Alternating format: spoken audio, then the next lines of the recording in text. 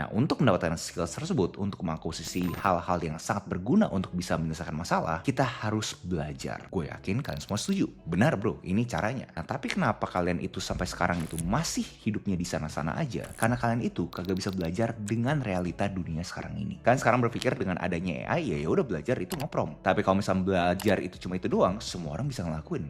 Tapi kenapa ada orang yang bisa menggunakan AI-nya dan habis itu eksponensial dan ada orang yang menggunakan AI malah makin bego? Karena AI itu cuma tools. Dan AI memberikan suatu ilusi kayak seakan-akan kita pintar. Padahal kita tuh cuma nge-prompt doang. Dan hasil promptnya pun juga itu suatu bentuk slot machine like yang kalian itu ada di media sosial. Kalian punya otak tuh ketepu, happy aja. Wah hebat ya bisa keluar seperti ini. Like yang kalian scroll di media sosial. Kenapa kalian itu susah untuk tidak ketergantungan dengan media sosial? Karena kalian turun ke bawah, scroll down, ada sesuatu yang baru, ada sesuatu yang baru. Sama halnya juga nge-prompt dia, ada sesuatu yang baru. Ada sesuatu yang baru, membuat kalian punya otak tuh makin bego, atau lebih tepatnya memberikan otak kalian suatu ilusi kayak seakan-akan kalian tuh pintar, padahal kalian cuma nge-prompt doang. Jadi step pertama untuk kalian itu bisa beneran ngubah hidup kalian tuh harus bisa mulai dengan meninggalkan apa yang kalian tuh pelajarin dari sekolah. Berapa banyak dari kalian yang punya teman-teman yang mencoba mengakuisisi skill baru? Kalau di lingkaran gue, saat pertama kali gue udah selesai dari dunia pendidikan, banyak banget yang mencoba mengakuisisi keterampilan berbahasa asing, dan mayoritas dari mereka gagal. Dan pas gue nanya kayak cara pembelajarannya kayak gimana,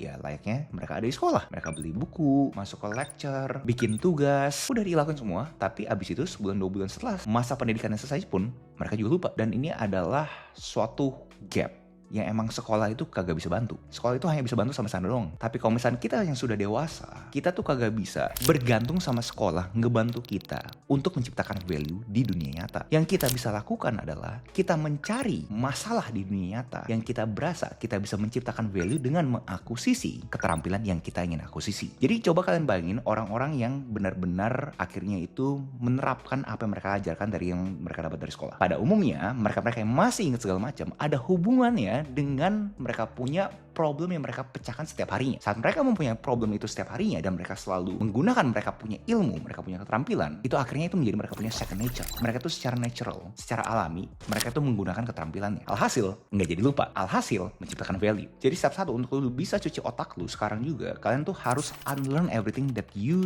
did learn at school.